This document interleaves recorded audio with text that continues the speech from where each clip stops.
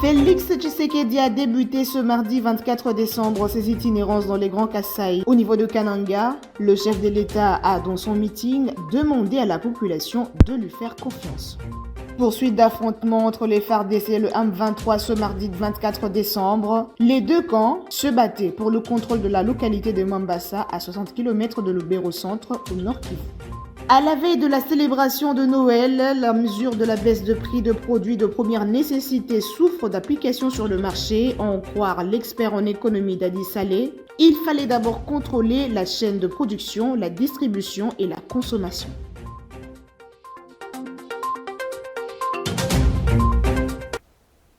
Madame, Messieurs, merci de nous rejoindre pour vous informer. Bonsoir. À la une de l'actualité, une forte mobilisation a été constatée ce matin à Kananga. La population attendait avec impatience le discours du chef de l'État qui a débuté pratiquement ses itinérances dans les Grands Kasaï. Rappelons que Félix Tshisekedi n'avait pas pu atterrir hier lundi, faute du mauvais temps. Regardez. À la place de l'indépendance à Kananga, une foule immense est venue entendre le premier citoyen du pays qui a choisi ce lieu pour débuter ses itinérances dans le Grand Kasaï. Accompagné de la première dame, Félix Tshisekedi a enfin parlé à sa population après un rendez-vous raté faute de mauvais temps à la date prévue. Nous lomba confiance, quand nous longi, bena mutima, bena kansunga. Je vous demande de me faire confiance. Ne suivez pas ces haineux qui ne veulent que diviser le peuple congolais. Ils ont eu 18 ans de pouvoir sans rien faire. J'ai réalisé le projet de 145 territoires, chose qu'ils n'ont pas faite. J'ai matérialisé la gratuité de l'enseignement et de la maternité, chose qu'ils n'ont pas faite. Ils veulent juste me détruire en me diabolisant auprès de vous. Mais faites-moi confiance pour que je continue les bonnes œuvres. Je réitère mon engagement à travailler avec le jeune.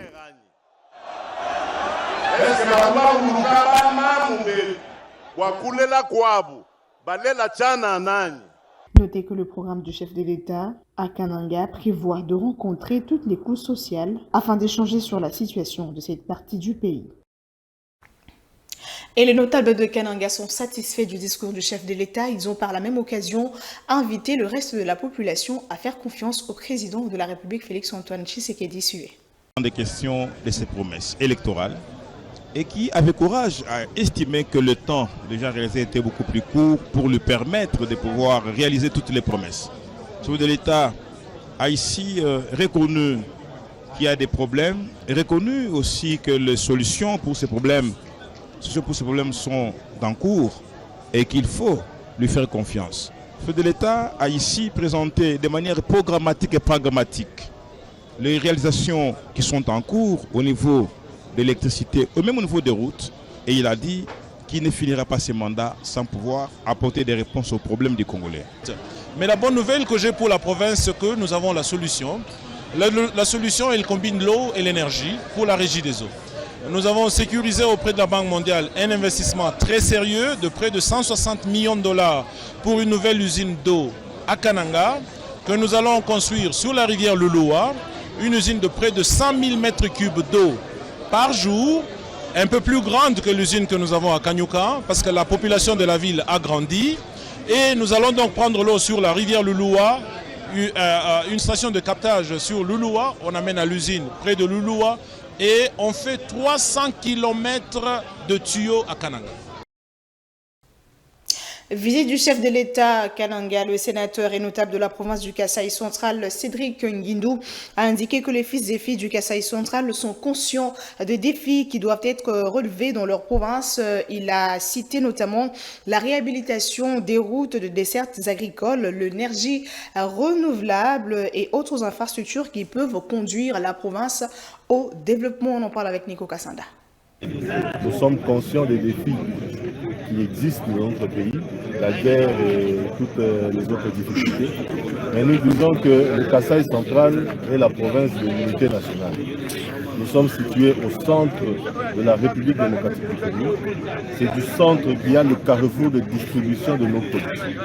Alors il faudrait vraiment qu'il y ait un regard particulier sur les routes nationales que traverse notre province, ainsi que les routes de dessert agricole. Il faut une forte réhabilitation, il faut vraiment veiller sur l'énergie, Chute Katenge, Chute Lumbu et d'autres énergies renouvelables que l'on peut placer dans la province pour permettre à cette province d'être le hub dont elle a vocation. Question de faire en sorte que le nord soit relié au sud, l'ouest soit relié à l'est. Et nous pensons que vraiment avec cette ferveur de la nativité de Jésus, par ce Noël que nous allons fêter, cette fête de Noël que nous allons célébrer, que le chef de l'État va renaître de nouveau avec nous pour faire en sorte que le Kasaï central renaisse aussi de nouveau pour que 2025 et les autres échanges que nous avons, que les filles et fils du Kasaï puissent mériter le développement, puissent mériter d'être le hub de distribution, ce carrefour de développement de la République démocratique.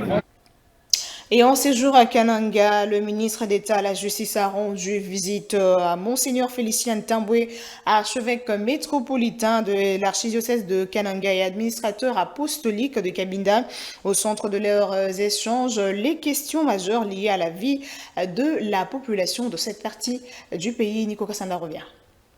En séjour à Kananga, dans la province de Kasaï central, le ministre d'État, ministre de la Justice et garde des Sceaux, Maître Constant Moutamba, a rendu visite à Monseigneur Félicien Tamboué, archevêque métropolitain de l'archidiocèse de Kananga et administrateur apostolique de Cabinda. Au cœur des échanges entre les deux personnalités, des questions majeures liées à la situation de la vie au Kasaï central a été débattue. C'était aussi l'aubaine pour Monseigneur Félicien Tamboué de galvaniser les efforts consentis par le patron de la justice congolaise pour le redressement de son secteur. Après plusieurs heures de discussion, la rencontre a été sanctionnée par une bénédiction spirituelle prononcée par Monseigneur Félicien Tamboué au garde des Sceaux congolais. Sans conteste, le travail abattu par le ministre d'État, ministre de la Justice et garde des Sceaux suscite de l'admiration dans le chef de tous les Congolais. Cela transcrit éloquemment sa détermination à accomplir la vision du chef de l'État sur ce portefeuille régalien. Et puis un élément des FARDC nommé Mardoché Moutej Kayej a été jugé en procédure de flagrance devant le tribunal militaire des garnisons de Gombe. Ce caporal de l'armée est poursuivi pour avoir administré des coups à l'endroit d'un certain Jean de Dieu Chibondo Kangandu pendant qu'il régulait la circulation routière au croisement des avenues Triomphale et Willery. Regardez. Pour avoir administré un coup de tête nommé Chibongo Kangandu Jean de Dieu, qui s'est dit être pasteur pendant qu'il était commis au service des régulations de la circulation routière à la hauteur du croisement des avenues des Huileries et Triomphale dans la partie nord de Kinshasa, le prévenu caporal Moutej Kayej Mardoché, élément du bataillon PEM, a été poursuivi et jugé en procédure de flagrance devant le tribunal militaire de garnison de Kinshasa-Gombe. Au cours de cette audience, tenue en chambre foraine au camp militaire Kokolo, le ministère public organe poursuivant, représenté par le colonel magistrat Ngoï Pochi, a indiqué qu'il poursuit le prévenu pour atteinte aux particuliers, violation des consignes et coups et blessures volontaires simples. Dans ses moyens de défense, les prévenus a avoué qu'il avait bel et bien administré un coup de tête à ce gaillard pour le maîtriser du fait qu'il était hostile en face de lui, voulant lui ravir l'arme qu'il détenait. Pendant que j'ai régulé dans ces tronçons envahis par le motard, j'avais demandé à ce motard de laisser le passage véhicule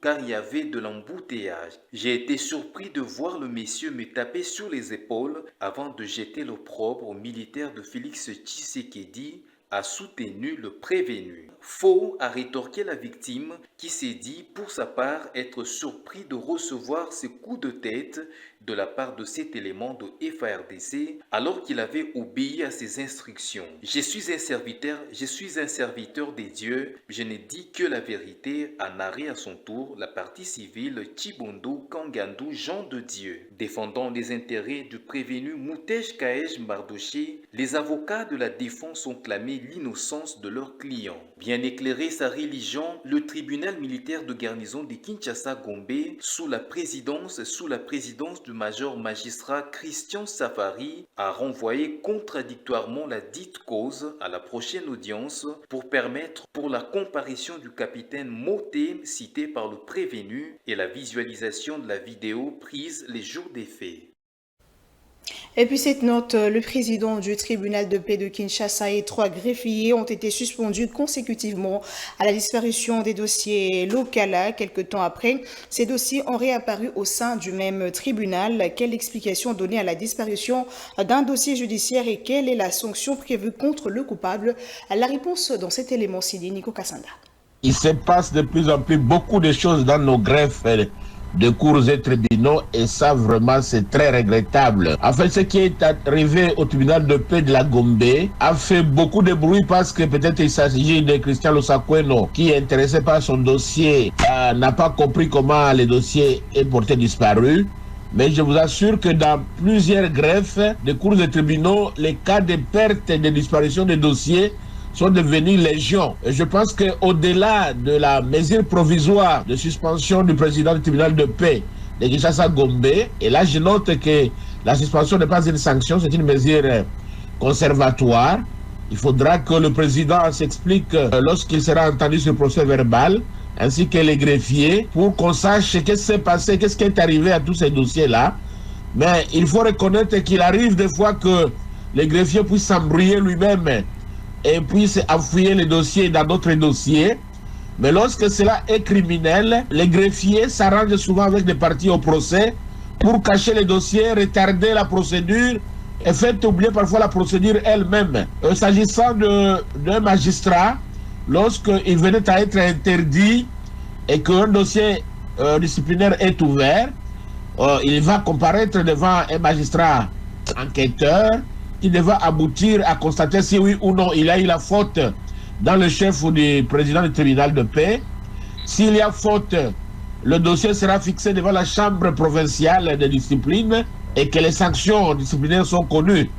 S'agissant des greffiers, certainement au-delà disciplinaire, il y aura peut-être des faits infractionnels qu'on va constater et cela risque, pour les uns comme pour les autres, de voir un dossier pénal être ouvert. Donc, il faut ici interpeller davantage les autorités judiciaires ainsi que les autorités de greffe à tout mettre en œuvre pour éviter que les greffiers continuent à garder par devers et des dossiers. À l'est du pays, le contrôle de la localité de Mambasa, à 60 km de Lubero, nous sommes là, dans la province du Nord Kivu, fait objet des affrontements entre les FARDC et le M23 ce mardi 24 décembre. La situation était très tendue dans ce coin du pays. Suivez.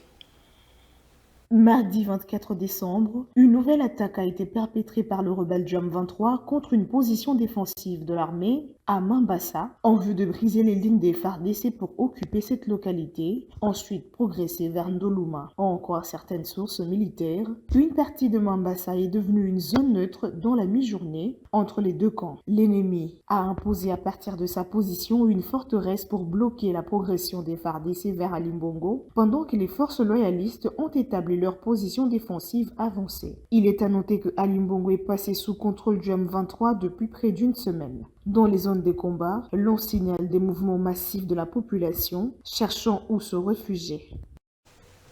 Et d'une province à une autre, lutte contre les violences basées sur le genre dans le projet de construction de la RN2. L'ONG Association pour le bien-être familial Naissance Désirable a déposé un rapport basé sur un bilan de 3 mois de mise en œuvre de ce projet. Il est signalé que l'exploitation, les abus et harcèlement sexuel, y compris les violences basées sur le genre, sont fréquents dans ce projet. Regardez.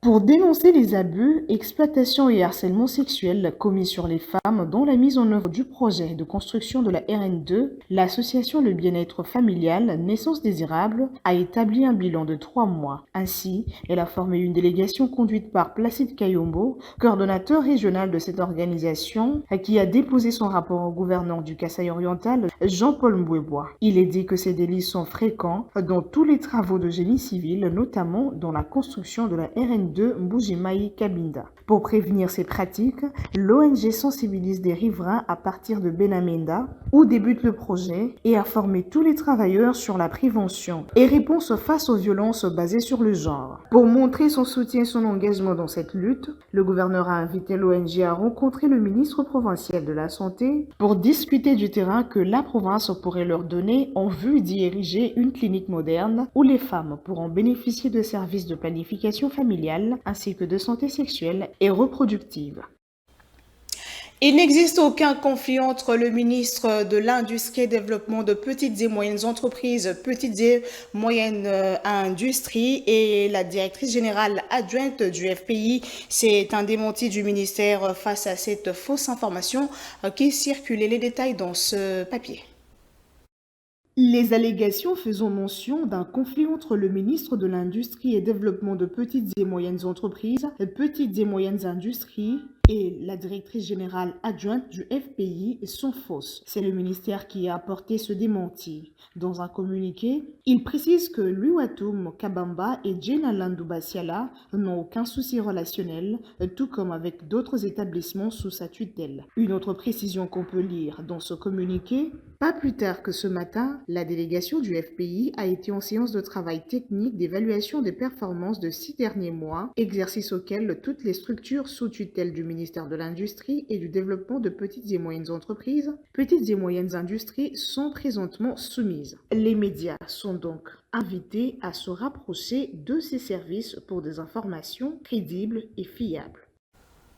Je l'avais dit au sommaire, le gouvernement a annoncé des mesures pouvant conduire à de la baisse des prix de produits de première nécessité sur le marché pendant les festivités de Noël et du Nouvel An. Réagissant à ce sujet, le professeur Dadi Sali, expert en économie, a fait remarquer que cette mesure est difficile de faire baisser le prix, étant donné qu'il fallait d'abord contrôler la chaîne de production, la distribution et la consommation. Il a été interviewé par Nico Kassanda. Je pense effectivement gouverner, c'est prévoir. Il est important de prévoir cela depuis très longtemps. Et que malheureusement, jusqu'à preuve du contraire, la politique économique de la République démocratique du Congo étant extravertie, nous dépendons plus de l'extérieur et que le panier de la ménagère est faible, c'est-à-dire effectivement que les gens vivent en deçà du seuil de pauvreté. Les enseignants ne sont pas très bien payés, les militaires et tout le monde en général, sauf certains politiciens et certaines personnes, les DG, etc. Ce qui fait qu'effectivement, c'est difficile de passer un bon temps. Mais cela étant, le gouvernement a pris certaines mesures à travers le ministère de l'économie où ils ont pensé effectivement qu'ils vont donner des exonérations à certains commerçants et pour qu'ils importent un peu à moins cher des produits. Et ils avaient dit que ça allait descendre directement, le prix allait descendre sur le terrain pour que les gens puissent se retrouver. Ça a des conséquences. Jusqu'à preuve du contraire, les prix sur le marché de Kinshasa, sur le marché de Goma, sur le marché de toute la République démocratique du Congo n'a pas baissé. Cette politique peut marcher, mais malheureusement ce n'est pas bien appliqué parce qu'il fallait considérer les stocks exactement de tous les commerçants, surtout les petits commerçants, pour être capable de juguler un peu le prix et qu'ils puissent encore acheter. Donc, une politique court-termiste ne peut pas marcher. Il faut qu'on contrôle la production, ça va que nous-mêmes nous puissions produire, qu'on contrôle la distribution et qu'on contrôle la consommation. À ce moment-là, nous pouvons émettre des politiques qui dépendent de notre gouvernement et de notre économie. Notre économie dépend de l'extérieur. Donc, si eux ne veulent pas, naturellement, on ne pourra pas arriver à avoir des prix à moins cher. Donc, pour ne pas rester technique, j'espère tout simplement que les mesures du gouvernement vont vite marcher, parce que quand on prend des mesures économiques, ça ne marche pas naturellement d'un coup. Peut-être d'ici 1-2 jours, ça peut marcher et les prix vont baisser sur le terrain. Et on parle sport à présent. Les Léopards à Prime poursuivent les entraînements au stade de Martyr. Ceci dans le cadre des éliminatoires du championnat d'Afrique des Nations 2024. Le lundi 23 décembre, les Faux vont intensifier la préparation sous la houlette du sélectionneur Otis Ngoma en attendant la rencontre retour prévue le 28 décembre 2024 face au Sayo du Tchad. Chabrak Tinta, reportage. Ce lundi, les léopards après de la République démocratique du Congo ont entamé une séance d'entraînement plus poussée à quelques jours du match retour décisif contre les Sao du Tchad dans le cadre des éliminatoires du championnat d'Afrique des Nations CHAN 2024. Sous la direction du sélectionneur principal Otis Ngoma, l'équipe s'est concentrée sur des aspects technico-tactiques cruciaux pour aborder ces matchs avec sérénité et efficacité. L'une des priorités du coach Otis Ngoma lors de cette séance a été de perfectionner les combinaisons rapides entre les attaquants. Cet exercice vise à améliorer la fluidité du jeu dans les derniers mètres et à mettre en valeur les qualités individuelles des attaquants congolais. Le coach souhaite tirer parti du point fort de ses attaquants, notamment leur capacité à exploiter les espaces, à enchaîner des passes courtes et à être décisif devant le but adverse. En parallèle, le staff technique a accordé une attention particulière à l'organisation défensive. Les défenseurs ont été sollicités sur des exercices de placement et de coordination pour mieux gérer les incursions adverses. L'objectif est de limiter les erreurs individuelles et collectives qui avaient permis aux Sao d'égaliser lors du match aller. Pour rappel, les Léopards ont été accrochés à l'aller sur le score d'un but partout, un résultat qui les oblige à remporter les matchs retour ce samedi 28 décembre au stade de Martyrs. Double tenante du titre, les Congolais doivent prouver leur statut et décrocher une qualification pour la phase finale du CHAN 2024. Avec une telle préparation, les Léopards à prime espèrent répondre aux attentes de tout le peuple congolais et continuer leur quête d'un troisième sac continental. Et on boucle à l'international, 12 morts dans une explosion d'armement du nord-ouest de la Turquie. Ce sont les autorités locales qui ont fait cette annonce. Suivez. Dans les installations de production de capsules de l'usine d'armement dans le nord-ouest de la Turquie, s'est produit une explosion fatale. Le bilan de cette catastrophe fait état de 12 morts et 4 blessés. Cela s'est passé dans la matinée du mardi 24 décembre, à la veille de la célébration de la naissance de Jésus-Christ. Le gouvernement a ouvert une enquête pendant que les autorités ont déjà balayé l'hypothèse du sabotage. Ils ont plutôt évoqué la thèse d'un dysfonctionnement technique. Notez que cette usine produit des munitions et explosifs à usage civil. Pour rappel, elle a eu auparavant à être victime de 2 explosions en 2009 et 2014. Et on va prendre le rappel de principaux titres.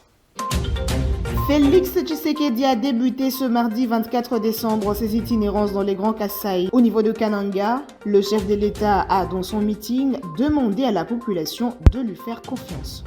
Poursuite d'affrontements entre les FARDC et le M23 ce mardi 24 décembre. Les deux camps se battaient pour le contrôle de la localité de Mambasa, à 60 km de Lubero Centre, au nord Kivu.